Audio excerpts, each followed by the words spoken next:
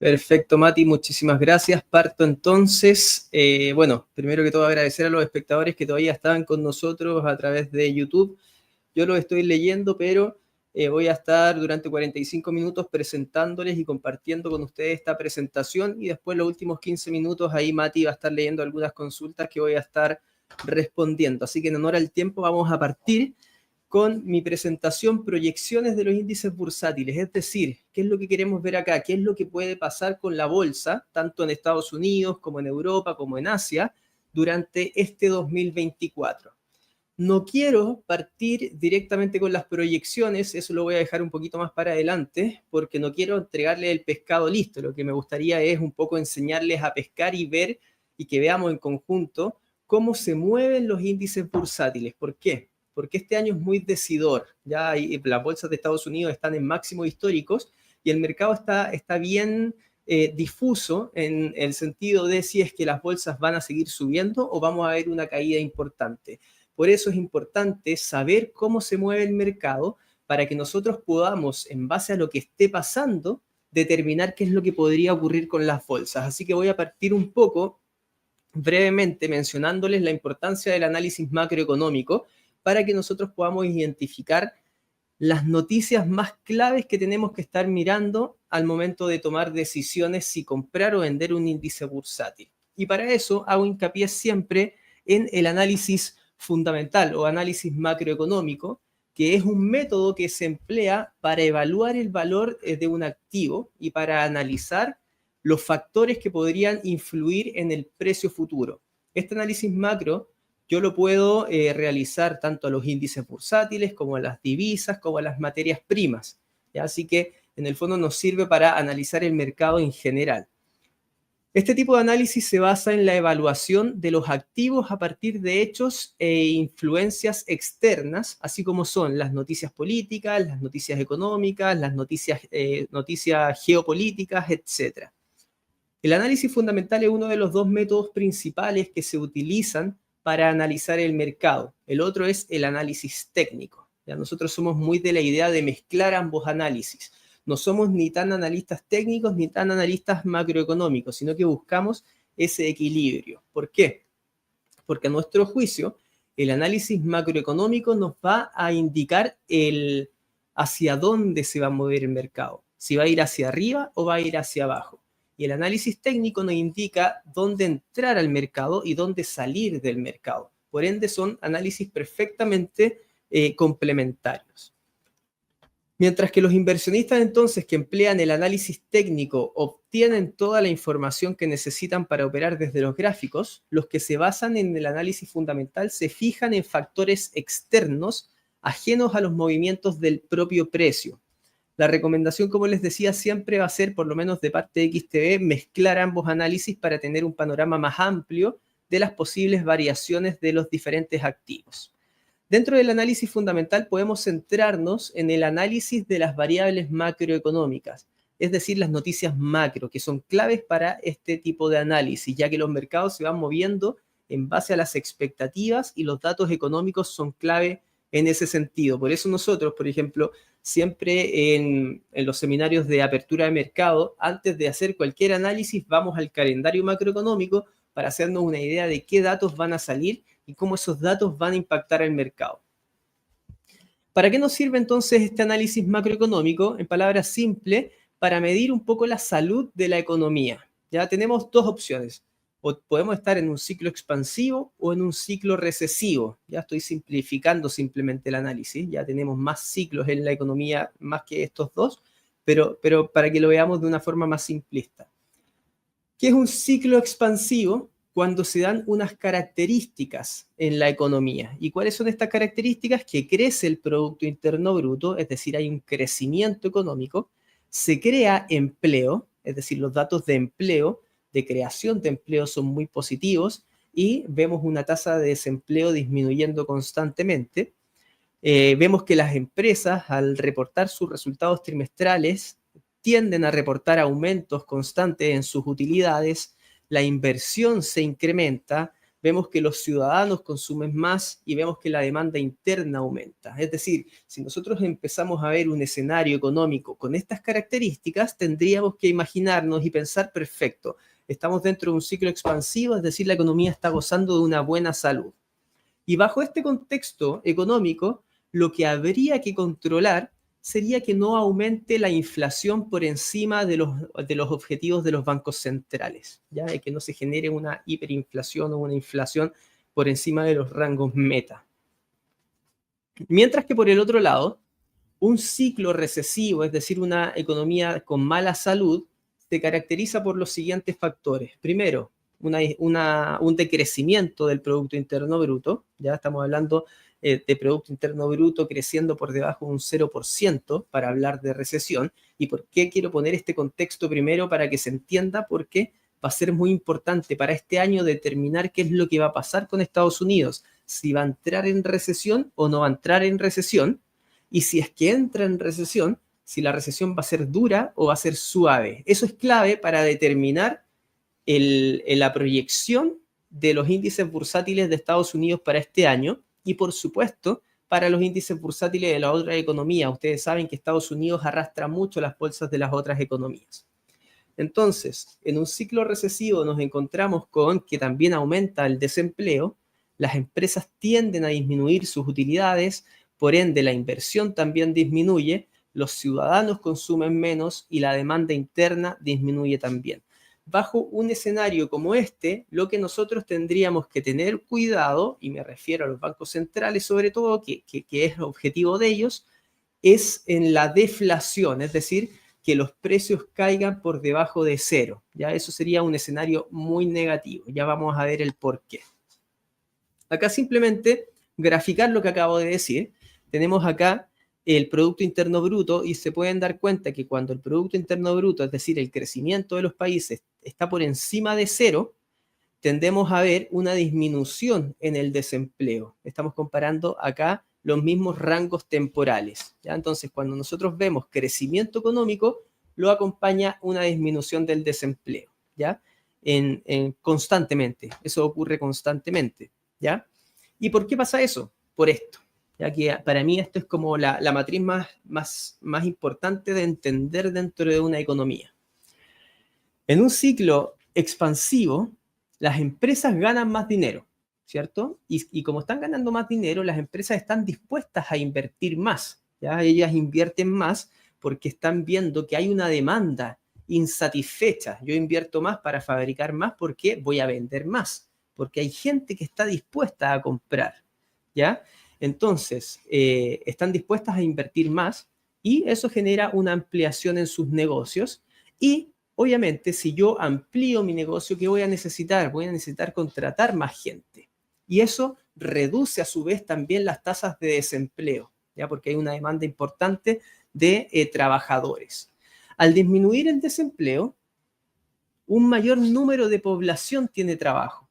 Y esto significa que el consumo también aumenta, porque los ciudadanos tienen dinero para poder satisfacer sus necesidades y para gastar en diferentes cosas. Pueden ser en bienes de primera necesidad, pueden ser en vivienda, automóvil, gastos de entretención, lo que a ellos les interese. Lo importante es que están gastando dinero. ¿Por qué? Porque están viendo que hay trabajo y hay una confianza dentro de la economía que me lleva a mí a gastar dinero. Como las empresas ven crecimiento en la economía y cada vez venden más a raíz del consumo de las personas, también invierten más y bajo este contexto la demanda interna aumenta, es decir, el consumo aumenta y también aumenta la inversión, ¿ya? Lo que retroalimenta el ciclo expansivo y genera más crecimiento, ¿ya? En esta presentación no puse la fórmula del Producto Interno Bruto, pero hay dos componentes que son súper importantes para el crecimiento económico de cualquier país. Uno de ellos es el consumo, que representa el 66% del Producto Interno Bruto de cualquier país, y el otro es la inversión.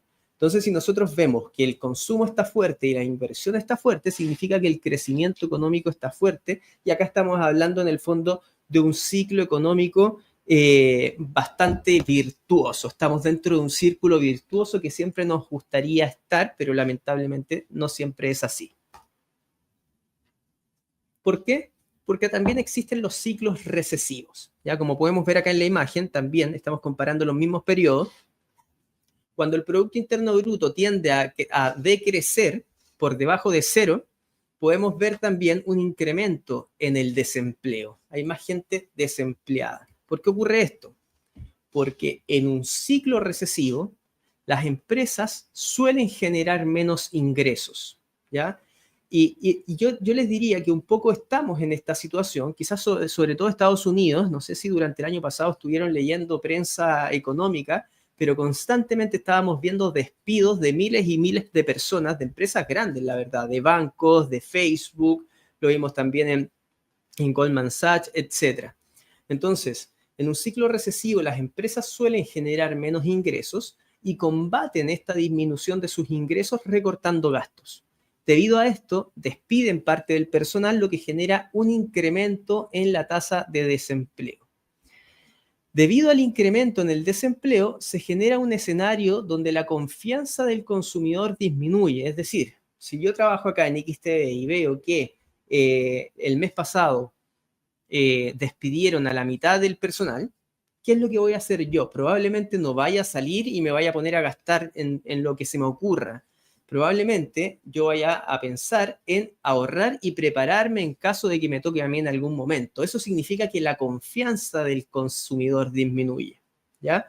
Y esto genera una disminución en el consumo de los ciudadanos de una economía. Yo dejo de consumir, me empiezo a preparar en caso de, ¿ya? Y como dejo de consumir, eso también es menos crecimiento económico para la economía. Como las personas entonces no ven crecimiento en la economía y cada vez ganan menos o derechamente se quedan sin ingresos, también invierten menos. Y bajo este contexto, la demanda interna disminuye debido al menor consumo y también disminuye la inversión, lo que retroalimenta el ciclo recesivo de una economía. Entonces, lo que nosotros tenemos que empezar a ver, y ya lo vamos a ver en unas par de diapositivas más, es cuáles son los factores claves que yo tengo que estar mirando para ver si es que va a haber o no va a haber recesión en Estados Unidos. Y si es que la hay, qué tan grave va a ser para tomar una decisión si comprar o vender bolsa. Y acá les quiero tocar un poco levemente la importancia del Banco Central. ¿Por qué? Porque finalmente la economía se mueve en base a lo que haga el Banco Central con sus políticas monetarias, ¿ya? Por eso es tan importante y le damos tanto seguimiento en XTV a las conferencias de prensa de diferentes banqueros centrales como Jerome Powell o Christine Lagarde, porque lo que ellos dicen, el mercado lo interpreta de una forma y toma decisiones y eso genera movimiento en todos los activos del mercado financiero, ¿ya? Pero para eso me gustaría explicarles un poco cuáles son los objetivos o los mandatos del Banco Central. El mandato de un Banco Central es el fin último de su existencia, es decir, es su objetivo para lo que están hechos, ¿ya? Los bancos centrales fueron creados con el fin de mitigar los shocks económicos que golpeaban a las economías con los cambios de ciclo, ¿ya? Y en este contexto se dotó a esta entidad con unos fines que son súper claros y súper acotados, que se conocen como mandatos.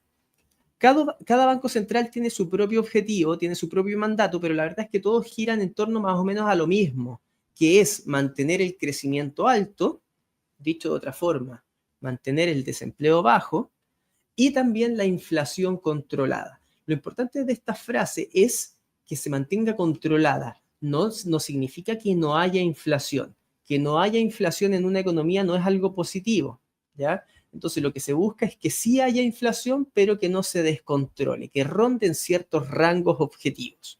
Y acá tengo algunos mandatos sacados de las mismas páginas de los bancos centrales. Por ejemplo, el de la Reserva Federal de Estados Unidos dice de la siguiente forma: sin perjuicio de la estabilidad de los precios, y pone más o menos 2%, respaldo de la política económica del gobierno, incluidos sus objetivos de crecimiento y empleo. Es decir, la Reserva Federal, su mandato principal es mantener la inflación controlada en torno al 2%, pero además tiene que apoyar al gobierno en términos de crecimiento económico y de mercado laboral. ¿Por qué es tan importante eso? Porque si la Reserva Federal tiene ese mandato, todos los datos relacionados con inflación, todos los datos relacionados con empleo y todos los datos relacionados también con crecimiento económico van a impactar directamente a las decisiones de los bancos centrales, van a impactar en su política monetaria y eso va a impactar en los mercados. El Banco Central europeo, por su parte, el objetivo principal de este sistema es mantener la estabilidad de los precios en torno al 2%. A diferencia de la Fed, al Banco Central no le dan un mandato de crecimiento o de empleo. De eso se tiene que preocupar la zona euro, ya el gobierno. El Banco de Inglaterra, máximo crecimiento con una inflación controlada en torno al 2%. El Banco de Japón, máximo empleo y tipos de interés a largo plazo en torno al 2%. Y el Banco Central de Chile, mantener la estabilidad de los precios en torno al 3% en un entorno de máximo crecimiento. En Chile, en el fondo, el objetivo es que ronde entre un 2 y un 4% la inflación. El ideal es un 3%.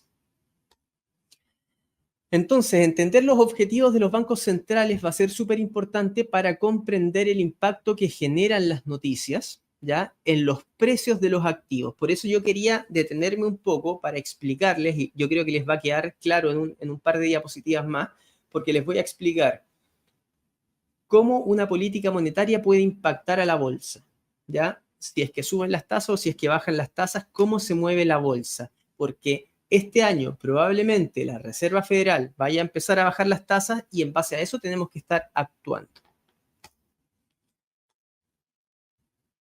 Y acá hago un hincapié en la política monetaria. Ya vimos cuáles son los mandatos del Banco Central, los objetivos, y esta política monetaria es la herramienta que tiene el Banco Central para cumplir con esos objetivos, ¿ya? La política monetaria usa la cantidad de dinero que hay a disposición del público para controlar y mantener la estabilidad económica de un país o de una región, en el caso de Europa. La política monetaria suele ser llevada a cabo por el Banco Central y comprende las decisiones relativas al mercado del dinero, la cantidad de dinero que hay en circulación y también las tasas de interés. Es la herramienta que utilizan los bancos centrales para intentar suavizar los ciclos económicos y evitar crisis o salir de las crisis económicas. No, quiero dejar claro que no hay un escenario perfecto, ya es decir, tener o no las tasas de interés altas o bajas no es ni bueno ni malo para una determinada economía. Todo va a depender del contexto en el que nos encontremos. Quizás para nosotros como persona natural nos interesa más un contexto de una política monetaria más expansiva donde yo puedo endeudarme a un costo más bajo constantemente. Pero para una economía en sí va a depender del contexto en el que se encuentre. Por ejemplo, en un contexto de crecimiento moderado, donde la inflación es baja, una disminución en las tasas de interés podría estimular la economía y llevarla a tasas de crecimiento más atractivas. Mientras que en un contexto de crecimiento en el que la inflación es un problema, que es lo que vimos un poco durante los 2 años anteriores, donde la inflación a nivel mundial estaba muy disparada, en muchos países por encima del 10% incluso. ¿Y qué hicieron los bancos centrales? Empezaron a subir las tasas de interés para suavizar ese ciclo, ¿ya? Y de esa forma controlan la escalada de la inflación, ¿ya? Y para eso tienen 2 tipos de política monetaria, la expansiva y la restrictiva. Cuando hablamos de política monetaria expansiva, hablamos de que un banco central trata de aumentar el dinero que hay en circulación. Ya es un tipo de política monetaria que tiene como objetivo estimular una economía. Es decir, yo soy un banquero central de Chile y veo que la inflación en Chile está en un 1% cuando tiene que estar en un 3%, yo puedo bajar las tasas de interés. ¿Qué logro con eso? Que la gente salga a endeudarse a un precio muy barato y tenga dinero en sus bolsillos. Eso es aumentar el dinero que hay en circulación. ¿Para qué? Para que la gente gaste. Lo que yo busco con esto es que la gente pueda gastar, comprar, irse de vacaciones, comprarse televisores, comprarse autos, comprarse casas, etc. ¿Para qué? Para volver a incentivar la economía, que haya crecimiento y que, a raíz del incremento en la demanda, los precios tiendan a subir a mi rango objetivo, ¿ya? Del 1% que les dije como ejemplo al 3% que es mi objetivo, ¿ya? Eso lo puedo conseguir con una política monetaria expansiva. Una política monetaria restrictiva intenta disminuir el dinero que hay en la economía. Es todo lo contrario en el fondo. Por su parte, tiene como principal objetivo desacelerar la actividad económica. La verdad es que acá yo haría una corrección. El objetivo no es desacelerar la actividad económica, sino que el objetivo es desacelerar la inflación, ¿ya? Y a raíz de esa desaceleración de la inflación, lo que probablemente consiga es una desaceleración de la actividad económica, que finalmente es un costo que tengo que pagar para que la inflación empiece a disminuir. Se ejecutan en momentos en los que existen altos niveles de inflación o hay peligros de burbujas económicas, ¿ya? La manera habitual de proceder es subir las tasas de interés para desincentivar el consumo y la inversión.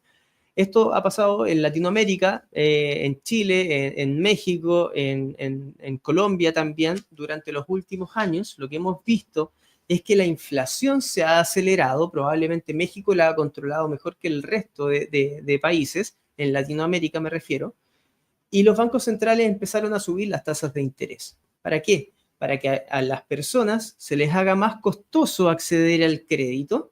Entonces, ¿qué es lo que va a pasar? Voy a pedir menos créditos, no voy a poder consumir y eso va a generar una presión bajista en los precios, ¿ya? Y por otra parte, incentiva también el ahorro, ¿ya? Los productos sin riesgo, al tener una tasa de política monetaria más alta, entregan mayores beneficios también. Y la gente lo que busca, si tiene dinero, es poner dinero a invertir y eso lo saca de circulación para poder gastar. Y acá me voy con un ejemplo que yo creo que con este ejemplo podría quedarnos bien claro. Pongamos un ejemplo. Supongamos que estamos en un shock económico que amenaza las perspectivas de crecimiento y de confianza de los consumidores. Es decir, la gente no está comprando, no hay demanda interna, por ende el crecimiento está disminuyendo y la inflación también, ¿ya? El menor dinamismo de la actividad llevará a disminuir la inflación, alejándola del 3% que es mi objetivo como Banco Central.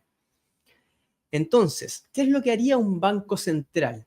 Si es que la inflación está muy por debajo de mi objetivo, lo que yo debiese es aplicar una política monetaria expansiva. Es decir, voy a reducir la tasa de política monetaria para llevar mi inflación a niveles objetivos. Si yo reduzco como Banco Central la tasa de política monetaria, esto va a reducir el costo de endeudarse de los bancos comerciales, ¿ya? Porque los bancos comerciales también obtienen recursos del Banco Central y finalmente la tasa de política monetaria es un poco la tasa que lleva el bombo en la economía, ¿ya? Si yo reduzco el costo de endeudamiento de los bancos comerciales, eso se va a traspasar también a las personas, ¿ya? Entonces los bancos comerciales van a ofrecer créditos a empresas y a hogares con tasas de intereses más bajas, más accesibles, ¿ya? Y esto incentiva el gasto de las personas y de las empresas. Yo como empresa quizás ahora me puedo endeudar a estas tasas de interés que antes no lo iba a hacer porque iba a ser muy costoso para mí. Entonces yo voy y ahora sí voy a pedir un crédito. Yo como persona natural ahora voy y sí voy a pedir un crédito de consumo también quizás. Y esto va a acelerar tanto la actividad económica como la inflación, porque va a haber un incremento en el consumo y en la demanda que va a impulsar los precios al alza, devolviendo de esa forma la inflación al rango meta, ¿ya? En algunas ocasiones el banco agrega otro tipo de medidas especiales con el fin de cumplir sus objetivos cuando ya las tasas, subir o bajar las tasas no tiene un efecto tan positivo como el que esperaba el Banco Central, ¿ya? Que esos pueden ser los quantitative easing y diferentes cosas en el fondo que pueden hacer inyecciones de dinero a través de compra o ventas de bonos, etc., ¿ya? Y esto para mí es importante, que se sepa cómo actúan los mercados en base a las decisiones de política monetaria, ¿ya? En esto para mí radica la clave de lo que estamos aprendiendo en este momento, ya que las subidas o las bajadas de las tasas es lo que mueve a los activos financieros. Para que lo tengamos presente siempre, una política monetaria expansiva, es decir, reducción de tasas, ¿qué va a generar? Va a generar una depreciación en la divisa del, en la divisa de la cual el Banco Central bajó la tasa. Es decir, si fue el Banco Central de Chile, va a caer el peso chileno. Si fue el Banco Central de Inglaterra, va a caer la libra. Si fue el Banco Central de Estados Unidos, va a caer el dólar, ¿ya? Es decir, la divisa se deprecia, la divisa cae, la divisa pierde valor cuando el Banco Central de dicho país reduce sus tasas de interés. ¿Y qué pasa con la bolsa? ¿Ya? Y acá me empiezo a meter ya a lo que es el seminario para empezar a ver ya las proyecciones del 2024. Ante estos escenarios, la bolsa sube. Ya a la bolsa le gusta, a las empresas le gustan las bajas tasas de interés. Y es normal, porque si hay bajas tasas de interés, yo como persona puedo ir, pedir crédito y empezar a gastar. Eso significa que son mayores ingresos para las empresas, mayores utilidades para las empresas, y eso genera también una valoración mayor en las empresas. Y por otra parte, si yo reduzco las tasas de interés, el endeudamiento de las empresas también disminuye, ¿ya? Sobre todo las tecnológicas, que parte de su estructura de capital es mucha deuda. Entonces, cuando el Banco Central baja las tasas de interés, esa deuda vale menos, por ende mi empresa vale más. Y eso gusta mucho a la bolsa y a los índices bursátiles en general. Y las materias primas también tienden a subir. Caso contrario, si suben las tasas, la divisa tiende a fortalecerse, la bolsa cae, a la bolsa no le gustan alzas de tasas de interés y las materias primas caen también. El mejor ejemplo que pude haber encontrado fue lo que ocurrió el 16 de marzo del 2020, en pleno coronavirus, ¿ya? Me acuerdo que ese día la Reserva Federal se juntó de forma extraordinaria, es decir, no tenían una reunión pauteada, llegaron, se juntaron porque vieron que lo que estaba pasando con el coronavirus era algo extraordinario que nunca había ocurrido, por ende, se juntaron para tomar decisiones. ¿Y qué fue lo que pasó? La Fed baja 1 punto los tipos de interés por el coronavirus. Ya esto fue el 16 de marzo del 2020 y fíjense lo que ocurrió con la bolsa el 16 de marzo del 2020. Esta es la bolsa, ya el gráfico de abajo. Toda esta caída se desató por el temor al coronavirus, bajan la tasa y fíjense la bolsa. Empieza a subir inmediatamente. Bueno, acá pasó un buen tiempo, pasó un año y medio, y finalmente terminó en máximos históricos la bolsa en esa oportunidad. Y el azul es el dólar. ¿Qué pasó con el dólar? ¿Qué pasó con la divisa? Bajaron la tasa, la divisa cayó y se depreció hasta mínimos desde que no se veían del año 2018, ¿ya? Entonces, antes de entrar a las proyecciones, yo quería un poco ponerlos en contexto de por qué y de cómo se mueven las bolsas. Cómo yo puedo determinar o qué tengo que yo mirar para ver si es que la bolsa va a subir o va a bajar. Y con esa información, al parecer, ya tenemos un poco más claro el panorama dependiendo de lo que vayan a hacer los bancos centrales y cómo se va a comportar el empleo, cómo se va a comportar la inflación. Es que nosotros tenemos que tomar decisiones de inversión. Y los quiero un poco poner en contexto con lo que está pasando en China, en Europa y en Estados Unidos.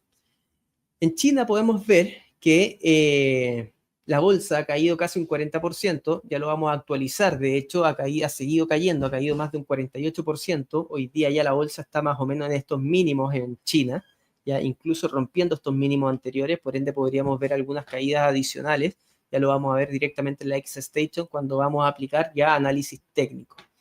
En China, si nosotros miramos el crecimiento, las principales bancas de inversión están proyectando un crecimiento menor al 5% para el año 2023. Ya todavía no tenemos el dato listo, faltan ciertas revisiones, pero en China creciendo a un 5% es algo bastante bajo, ¿ya? Si bien es cierto, es un crecimiento, se fue de la recesión, perfecto, es verdad, tenemos que pensar que en China hace 10 años estaban creciendo sobre un 10%, y ese 10% fue paulatinamente disminuyendo, pero seguía creciendo por encima de un 6%. Hoy en día están proyectando ya un crecimiento menor al 5%.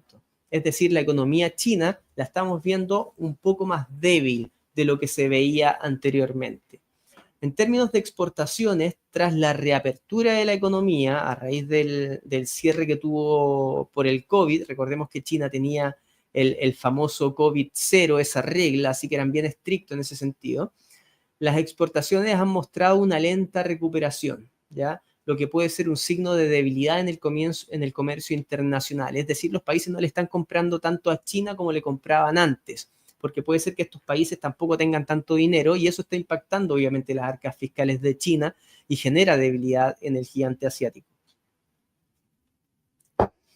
Se presenta dentro de un escenario deflacionario también. La inflación en China no logra repuntar a ritmos importantes y el desempleo juvenil ha alcanzado niveles máximos, mientras que el yuan se ha devaluado a su peor nivel de los últimos 16 años. Tenemos un yuan bastante débil a raíz de la debilidad de la economía china.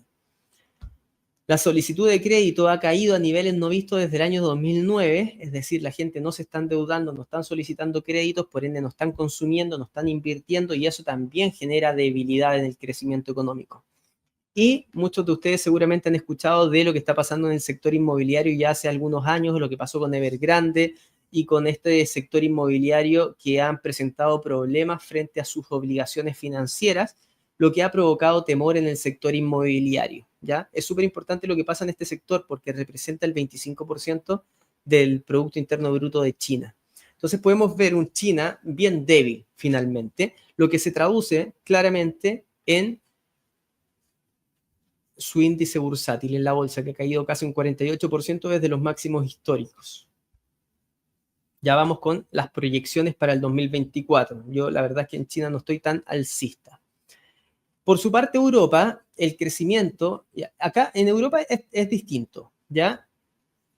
Es distinto lo que está pasando con la bolsa. Fíjense en los gráficos, ya podemos ver un China cayendo un 40% y podemos ver una Europa, sobre todo el DAX alemán, que es la bolsa que marca Europa, la primera economía de Europa es Alemania, en torno a máximos históricos. Ya vamos a ver las proyecciones también del DAX, pero ha estado cotizando durante el 2023 en máximo histórico, al igual que Estados Unidos. Las proyecciones indican un estancamiento en el crecimiento económico en Europa, lo que sugiere que la economía está experimentando dificultades para expandirse o incluso puede estar experimentando una desaceleración, ¿ya?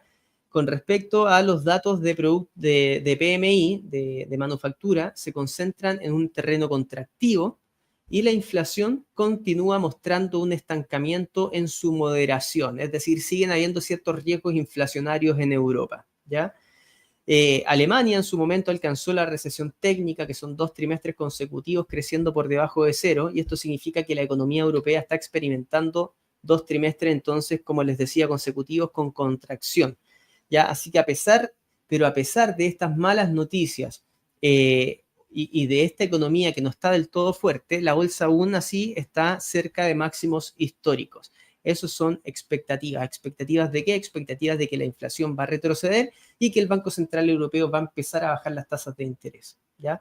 Tenemos que recordar siempre eso, que los bancos, o sea, que los mercados se mueven en base a las expectativas económicas. Entonces, si yo quiero comprar ahora que la Fed empezó a bajar las tasas de interés, probablemente sea tarde. ¿Por qué? Porque ya viene todo el mundo comprando bolsa en Estados Unidos esperando la baja en la tasa de interés, ¿vale? En Estados Unidos, por su parte, los datos económicos han mostrado una gran fortaleza frente a la política monetaria, ¿ya? A pesar de las tasas estar en máximos, Estados Unidos sigue creciendo a un ritmo por encima de las expectativas. El mercado laboral ha mostrado gran resiliencia también, está casi en pleno empleo Estados Unidos, ¿ya? Y la política monetaria de la Reserva Federal ha llevado a cabo el aumento de las tasas de manera más acelerada de los últimos años, llevando la tasa a niveles que vamos a estar conversando en un rato más, pero en torno a los 5,5%.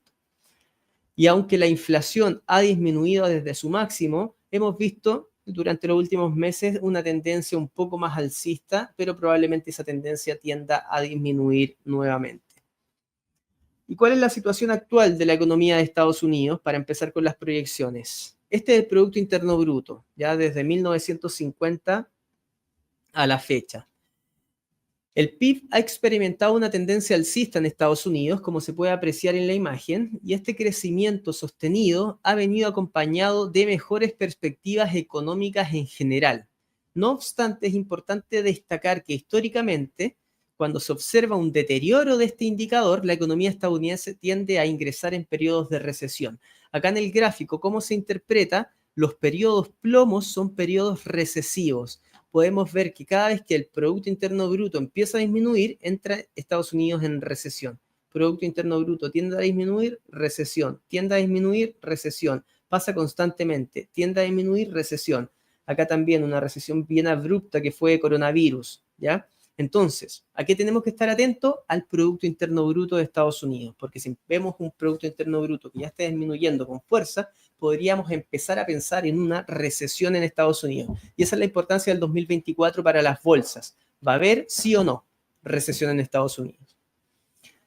Otro factor que tenemos que estar mirando, aparte del crecimiento en Estados Unidos, es la tasa de desempleo, ¿ya? En la actualidad, la tasa de desempleo se sitúa en niveles bastante bajos, es decir, es un mercado laboral bien fuerte, bien sólido, ¿ya? Sin embargo, es importante tener en cuenta que el desempleo tiende a ser un indicador atrasado para predecir una recesión económica, ¿ya? Por lo tanto, cuando comienza a mostrar un deterioro, suele ser el inicio del periodo de recesión.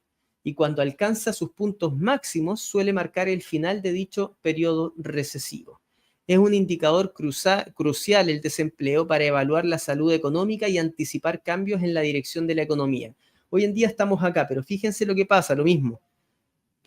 Plomo es recesión. Cada vez que la tasa de desempleo tiende a subir, empieza a subir, desde mínimos, entra en periodo recesivo. Mínimos tiende a subir, periodo recesivo. Tan mínimos tiende a subir, periodo recesivo. ¿Y qué estamos ahora? En mínimos. ¿Ha tendido a subir? Todavía no. ¿Existe la posibilidad de que empiece a subir? Sí. ¿Y qué podría pasar? Podría pasar lo que ha pasado desde 1950, entrar en un periodo recesivo. Y en base a esa información tenemos que tomar una decisión con respecto a si compramos o vendemos índices bursátiles. Otro factor que tenemos que estar mirando, aparte del crecimiento y aparte del empleo, son las tasas de interés en Estados Unidos, ¿ya? El ciclo inflacionario ha motivado a la Reserva Federal a llevar a cabo una de las subidas de tasas más agresivas de su historia, más rápidas de su historia, ¿ya? Que es la que vemos acá, ¿ya? Fue una subida muy estrepitosa. Si bien es cierto, las tasas han estado más altas incluso. En la crisis del 2000 estuvieron casi en 7%, en esta están en 5,5%, pero fíjense que el incremento fue muchísimo más drástico, fue más rápido, ¿ya? Y esto se ha traducido entonces en tasas de interés que ahora se encuentran en niveles comparables a los del 2008. No obstante, es esencial tener en cuenta que generalmente la recesión económica no se materializa hasta que las tasas de interés comienzan a bajar nuevamente. Esa es la clave, ¿ya? Es decir, podíamos ver en el empleo que se materializa la recesión cuando el empleo empieza a subir. ¿Ha empezado a subir? Todavía no. ¿Va a empezar a subir? Es probable. Tenemos que estar atentos a eso. Tasas de interés. ¿Cuándo se materializa la recesión? Cuando las tasas empiezan a bajar, tal como lo vimos acá el 2000. ¿Ya? La recesión partió cuando las tasas estaban bajando. 2008, la recesión partió en plomo cuando las tasas estaban bajando, ¿ya? Y eso es lo que podría ocurrir durante este año, porque es muy probable que la Reserva Federal empiece a reducir las tasas de interés este año, porque la inflación en Estados Unidos ya está cediendo. Entonces, si la inflación está cediendo y las tasas siguen altas por mucho tiempo en Estados Unidos, van a generar un deterioro muy importante en la economía. Es por eso que probablemente Jerome Powell quiera evitar eso y vayan a empezar a bajar las tasas. Eso es lo que el mercado está esperando, ¿ya? ¿Cuándo? No lo sabemos. Existe la posibilidad que sea en marzo, la posibilidad que sea en junio, ¿ya? Pero es muy probable que sea durante el 2024 porque ellos ya lo han mencionado de esa forma. Entonces podríamos y tenemos que estar atentos a las tasas de interés para ver si es que se detona o no la famosa recesión. Y por último, el IPC subyacente, ya la inflación subyacente, que es la inflación que excluye de su cálculo los precios de la energía de los alimentos, ha experimentado una disminución desde su punto máximo, ¿ya? Y este descenso señala que la política monetaria ha empezado a tener efecto, ¿ya? Entonces, cuando nosotros vemos una inflación que está descendiendo, lo más probable es que veamos unas tasas de interés que empiecen a bajar también y podríamos ver un detonante inflacionario, ¿ya? Para las proyecciones del 2024, que ya me voy a meter a los gráficos para dejar las proyecciones claras, hay dos cosas que tenemos que tener en consideración. Primero, para yo determinar qué va a pasar el 2024, quiero saber si va a haber o no va a haber recesión en Estados Unidos. Eso es lo primero. Y si es que la hay, quiero saber si va a ser un soft landing o un hard landing, porque en base a eso voy a tomar decisiones y voy a hacer mis proyecciones en la renta variable para este año. Y les explico brevemente qué significa soft landing y qué significa hard landing. Soft landing es la situación en la que una economía se desacelera suavemente sin caer en una recesión abrupta, que sería el mejor escenario para la bolsa, ¿ya? Los resultados es un crecimiento económico estable, mantenimiento de empleo y bajos niveles de desempleo, estabilidad en los mercados. ¿Cuándo se dio esto? 1990 y 2015, ¿ya? ¿Qué es lo que está hablando el mercado? Cada vez se empieza a hablar más que en Estados Unidos va a haber un soft landing, es decir, una recesión suave, ¿ya? Y hay algunos ponentes que incluso hablan de que Estados Unidos no va a tener recesión, ¿ya? Y un hard landing es una situación en la que una economía se desploma bruscamente en una recesión aguda y tenemos como resultado contracción económica profunda, aumento significativo del desempleo, crisis bancarias, colapsos en los mercados como lo vimos el 2000 y el 2008. Esto cada vez es menos probable, ¿ya? ¿Qué pasó en el 90? Fíjense, podemos ver que lateralizó principalmente la bolsa para después seguir subiendo. ¿Qué pasó en el 2015? Lo mismo. Podemos ver un proceso más lateral para después seguir subiendo. Entonces, si en Estados Unidos vemos que este año hay un soft landing, podríamos ver una bolsa más lateral para después seguir subiendo. En cambio, el 2000 vimos una caída importante en la renta variable, al igual que el 2008, ¿ya? Entonces, esos son los dos escenarios que tenemos que estar pensando en la cabeza. ¿Va a haber un soft landing o va a haber un hard landing?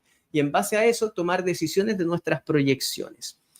Y acá termino para irme ya a las proyecciones del gráfico porque producción me está apurando en honor al tiempo. Factores claves para determinar un soft landing o un hard landing. ¿Qué tengo que estar mirando yo para ver si es que la bolsa va a lateralizar para después subir o va a caer de forma abrupta? Tenemos que estar pendiente a dos cosas principalmente, al IPC y al empleo, ¿ya? Es esencial prestar atención a la relación entre la tasa de inflación y las tasas de interés, ¿ya?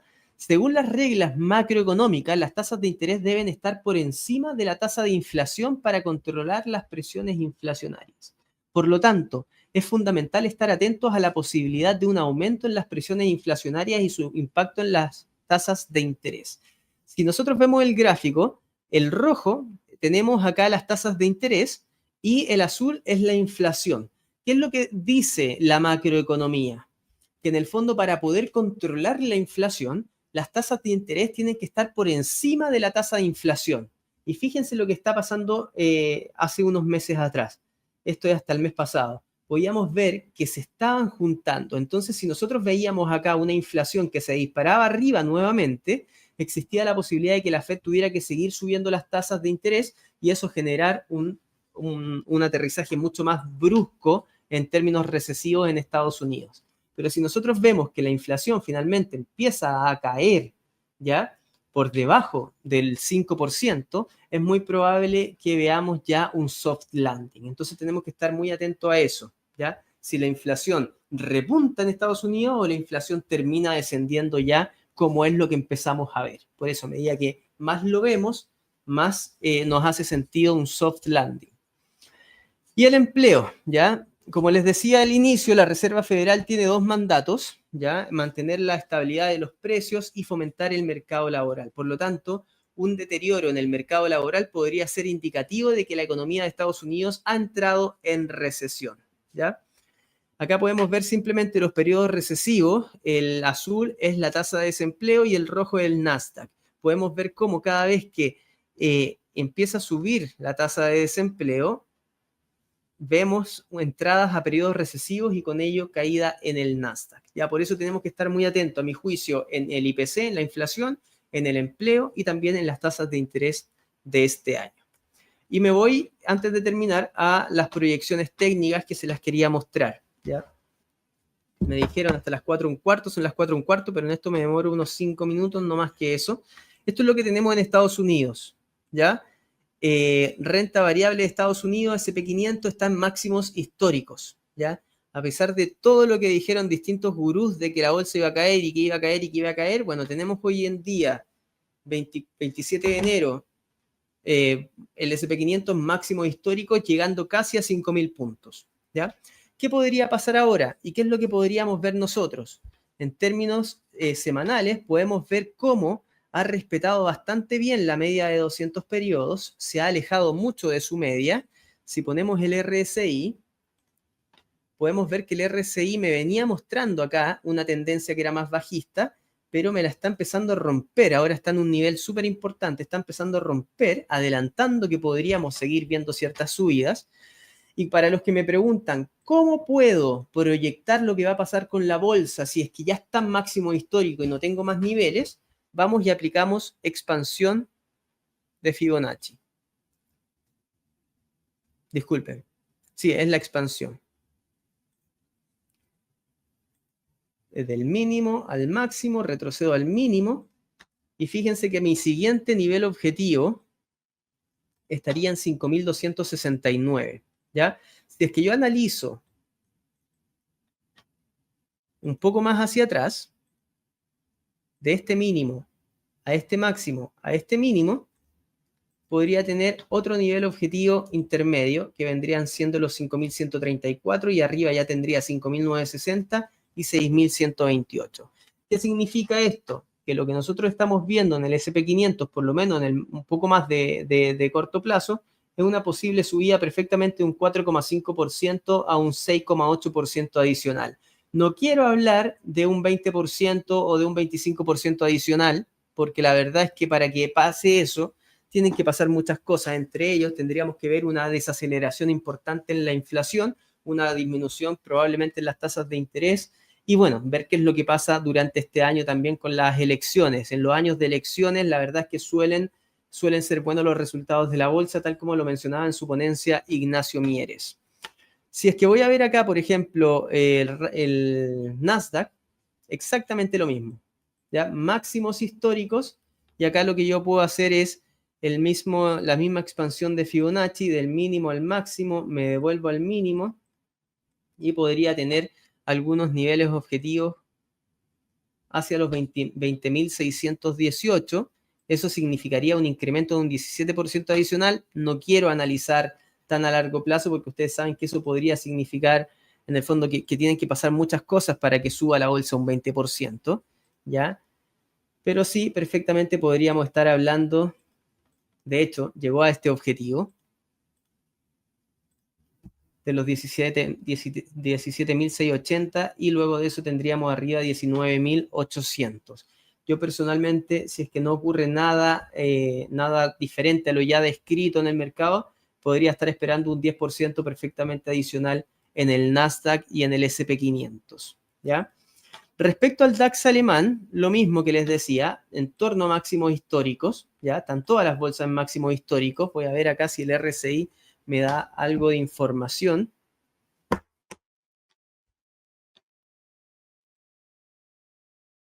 Si yo uno las zonas de máximo, acá lo único que podría empezar a ver es que hay cierta divergencia un poco más bajista, a diferencia de las otras bolsas que me estaba rompiendo acá al alza. El DAX no lo hizo, ya no rompió, así que podríamos ver ciertas correcciones, ¿ya? Voy a agregar acá unas bandas de Bollinger, y yo lo que haría en Europa específicamente, yo personalmente estaría un poco más bajista, por lo menos hasta estos mínimos anteriores, para tomar algunas posiciones de compra. Es decir, estaría esperando 16.500 o 16.100 para recién entrar en compra. Creo que acá podríamos ver algún retroceso antes de que siga subiendo, considerando lo que me está diciendo el RSI. Y luego de eso, ¿hacia dónde podría subir? Yo me quedaría en primera instancia con los 17.600, y superando 17.600 podría estar hablando de los 19.400, pero yo la verdad es que podría esperar acá un incremento de un 3,5%, y en el mejor de los casos en el NASA un 13% durante el año 2024, ¿ya? Esto lo mismo, siempre y cuando vemos un control en la inflación sin entrar en una recesión muy abrupta, ¿ya? Y sí, donde estoy bajista Ya, así que en Europa y en Estados Unidos estoy más alcista siempre y cuando se controle la inflación y no se entre en una recesión abrupta, pero sí donde estoy más bajista es en China, ¿ya? China está rompiendo acá niveles importantes y a mi juicio podría venirse a estos mínimos anteriores incluso acá. Sobre todo si es que se detona ahí algún colapso en el sector inmobiliario. Voy a ver el RSI. El RSI viene con una tendencia que sigue siendo bajista, ¿ya? Mientras no supere, en mi opinión, esta zona, yo seguiría bajista con objetivos hacia acá y hacia esta zona, ¿ya? Yo China estoy un poco más bajista y en ese sentido podría estar viendo posibilidades de caída hacia los 10.760, incluso 10.200. Eso significa que podríamos estar viendo algunas caídas incluso de un 10% adicional en la bolsa china, Matías. Excelente presentación por parte de José Raúl Godoy. Como siempre, unos pronósticos bastante, que ojalá sean bastante acertados. La verdad es que tenemos toda la fe de que las bolsas sigan subiendo. Por otro lado, vamos también al tema de las preguntas. Acá en XTV Opportunity 2024 nos pregunta Antonio, ¿creen que es muy probable todavía una recesión?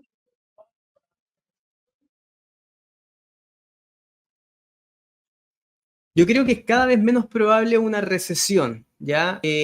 Yo lo que estoy empezando a ver es que a raíz de la disminución de la inflación que está cayendo ya y que no hemos visto un repunte inflacionario, podríamos estar hablando de que es poco probable, primero, una recesión fuerte, ¿ya? Entonces ahora nos quedarían las dos patas, si vamos a ver una recesión o si la recesión va a ser una recesión suave, ¿ya? Yo creo que perfectamente, he estado leyendo ahí varios papers y varios análisis, podríamos estar viendo que Estados Unidos zafe una recesión y eso podría generar alzas también en la renta variable para el 2024. Por eso tenemos que estar muy atentos a la inflación, al empleo y a lo que va a decidir hacer la Reserva Federal. Excelente, excelente. Bueno, continuamos aquí con lo que son las preguntas por parte aquí de la audiencia. Aquí JZ Hernández nos pregunta, ¿un soft landing dura más que un hard landing, supongo? Lo que pasa, a ver, sí, sí, por lo general sí, el hard landing suele ser un shock como por ejemplo lo que vimos el 2020 para el coronavirus, ya que tiene una caída abrupta, pero también una recuperación abrupta. Un soft landing tiene una duración mayor que un hard landing, pero incluso siguiendo con la pregunta anterior, existe la posibilidad de que zafen del soft landing, es decir, de que no haya una recesión, aunque sea una recesión mínima, y que Estados Unidos logre disminuir la inflación sin que su Producto Interno Bruto caiga por debajo de 0%. Ese sería el mejor escenario y eso significaría que Estados Unidos logra zafar de la recesión y por eso, gracias a eso, podríamos estar viendo incrementos en la renta variable durante este año también. Genial, entonces vemos un panorama bastante positivo entonces para lo que es la renta variable y bueno, obviamente también respetando los tiempos, vamos con la última pregunta por parte de Germán. Hola, ¿es conveniente entrar al SP 500 y al Nasdaq ahora? Posibles correcciones, pregunta. A ver, veámoslo, analicémoslo un poco. Yo te diría que va a depender, Germán, ¿de qué? De tu horizonte de inversión. Ya en el fondo, si tú lo que quieres hacer es invertir, no sé si están pinchando mi pantalla, pero igual te lo voy a comentar. Si es que quieres invertir ahora haciendo trading de corto plazo, yo esperaría alguna corrección, que eso significaría, por ejemplo, estar hablando de posibles caídas hacia la media de 200, que podría ser estar comprando en 4.790, dejando stops en torno a los 5.700 para ir a buscar 5.100. Si esto es lo que tú buscas, hacer trading, yo te diría que sí. Si lo que tú quieres es comprar SP500 para mantener a 20, 25 años, yo personalmente lo que haría sería esperar un poco una corrección más grande para poder entrar en ese lapso de tiempo. Perfecto. Oiga, muchas felicitaciones para José Raúl, una muy fantástica presentación, siempre muy explicativo, como siempre, la verdad. Muchas gracias, José Raúl, por acompañarnos hoy día en lo que son las predicciones o proyecciones para este 2024, que al parecer la renta variable está bien buena.